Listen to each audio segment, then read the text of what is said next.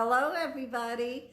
Hello, Julie. Hello, Carolyn. It's Tuesday again. Woohoo! And Julie and I are here in the North Walpole Town Library, a lovely branch. Yes. And I'm going to review some books for you. And let's just get started. No, we can't. We can't? We haven't looked at your shoes yet. Oh, Jeez, All right, here we go. Look at those. These are leather Uggs. Aren't they beautiful? They are gorgeous. Yes. Oh, just gorgeous. You know, if you were my shoe size, I'd have to knock you out and steal them. I know. Well, you know, you could come to my house and just pick out some. But unfortunately for Julie, we are not the same size. no, we're not. No. But having smaller feet is a challenge. Is it? It really is. So sometimes, don't tell anybody. No one is listening. Shh. But I usually go into the children's department. Oh, well, kids have cool shoes. They have light up shoes. I want light up shoes. Me too. Yeah. However, and not to get off on the subject, but my sister, I have a pair of Chuck Taylor high top white sneakers. Ooh. So I've been looking for 3 years for them, and I finally found them in Tennessee. And my sister is sending them to her friend, who is Native American, out in California, and she paints them. Oh. And so I talked to her last night, and she said, "Oh, wait till you see these sneakers. They are lovely." So they're my Christmas present. They must be on the show. So yes, so I'm going to wear them when we do our after Christmas, our first after Christmas review. Excellent. Oh, I can't wait to see them. Oh, how special is that? Oh, that's pretty special. Yeah. That's pretty special. Yeah. So, but let's get to the clockmaker's wife. Can you tell I told Carolyn to hold? Okay, go ahead. This is The Clockmaker by Daisy Wood, and it's all about World War II, and it's about this woman's husband who has to keep Big Ben in good working order. That's a challenge. And then he disappears. Uh-oh. Therein lies the tale.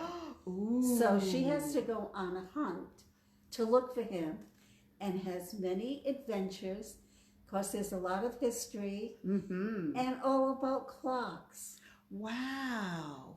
And about Big Ben, which is really, really fascinating. Yes. Story. And was Big Ben not, you would think that they would have bombed that during the war. You would have thought so, but apparently it was spared. Thank goodness. Right.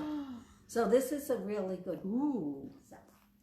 And then, in keeping with tis the season to be jolly, we have David Rosenfeld's new one, which is Best in Snow. And this is a jolly tale. You won't want to miss this one. You know, David Rosenfeld has a love affair with dogs. And his golden retriever, Tara, is featured in mostly every single book that he has written. Oh. But then he has a beagle, too, which keeps Tara company. and it's always written with kind of tongue-in-cheek, because David is, well, he's a dog lover.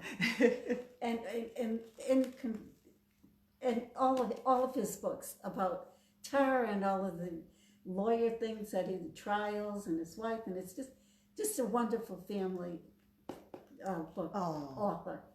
But he also has another book, which I love. It's nonfiction, and it involves his family's move from California to Maine. What a culture shock.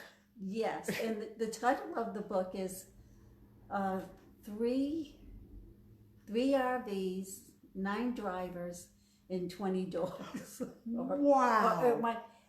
So he moved his whole his whole operation from California to Maine, and this nonfiction book is just a delight to read, all about him and his books and his wife and his. And I wish I knew where he was in Maine, because I would go and visit. So this is a good seasonal book for you. And guys. I see your bookmark sticking out of it. Yes. I'm almost done. It'll be on the shelves. So that was a good one. Oh, and then this one, look, the Lost and Found Bookshop. Just look at that cover. Look at that cover. Yep. Susan Wiggs, she's another really good writer. Mm-hmm. And she has a great body of work that you can delve into without having to start at the beginning, but because they're each standalone, and they're each on very different things, which is nice. Which is not easy. Yes. But she's a really fabulous writer. So this is a good book. It says on the cover, or on the, what a warm and deeply satisfying story. Reading it is like feeling the summer sun after a long winter. Oh, we could use a little summer sun today. Yes, we could. It's very, very chilly out there. Yes. Anyway, this is a good one. I'm going to leave it here for somebody. But this is next on my list. So this is a good one. And then John Connolly. Ooh. Oh. This is intriguing. The Nameless Ones. Now you can put it down after you've held it up for them to see. So we can see your pretty face. Oh, well, I want you to hear my voice. Anyway, this is a new one from John Connolly. And he's another prolific writer. Mm-hmm. And I like writers that write a lot, because once you get into their works, you want more. Right. And you don't have to wait very long. Right. Yes. And so this is a good one, and this I love the title. I know. The Nameless Ones. The Nameless Ones. It's a thriller. So you'll have to read this book to find out the names of the Nameless Ones. So yeah, so this is probably he has proven himself a storyteller sorcerer and one of the finest stylists in the mystery scene. Ooh. So this is a good one. Mm. And for my oldie but goodie, Ooh. in case you had missed it the first time around, it's always good to have a second peek. And this is my favorite author also. You can call her your favorite New Hampshire author. My favorite New Hampshire author, Jodi Picoult. And the name of the book is Lone Wolf. Such a good book. Such a good book. Julie and I agree that I think this is her best.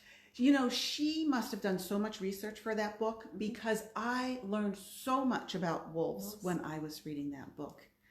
And then I read afterwards, I was telling you, I read Nicholas Evans' book, The Loop, which is also about loofs. It's also about wolves. Right. And about managing the population of wolves. And oh my gosh, the two books together, just wow, I learned so much about wolves.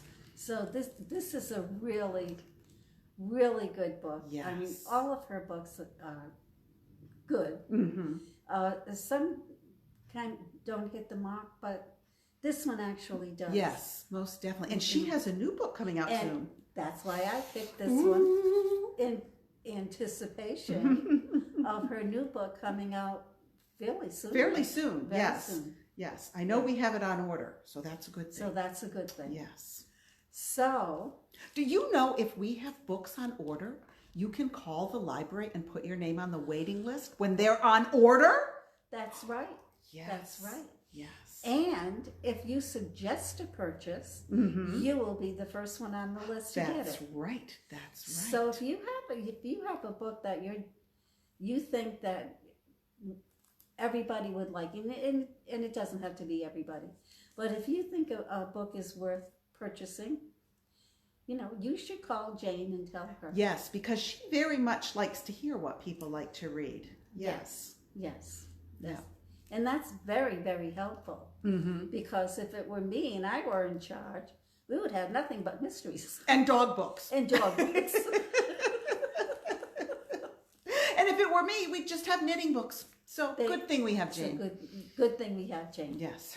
So that's all for this week. Excellent. And then Julie's going on vacation. Not yet, though. Not yet. Not yet. We'll talk about that next week. Oh, okay. Yes. Next week we'll talk about But Julie's Saturday, vacation. we'll be doing what? We'll be doing Sneak Peek Mhm. Saturday. Yes, we will. And I'll have another book to read the first page of Ooh. to whet your appetite. So that's all for now. So thank you, Julie. Thank you, Carolyn. See you next week. Bye. Bye.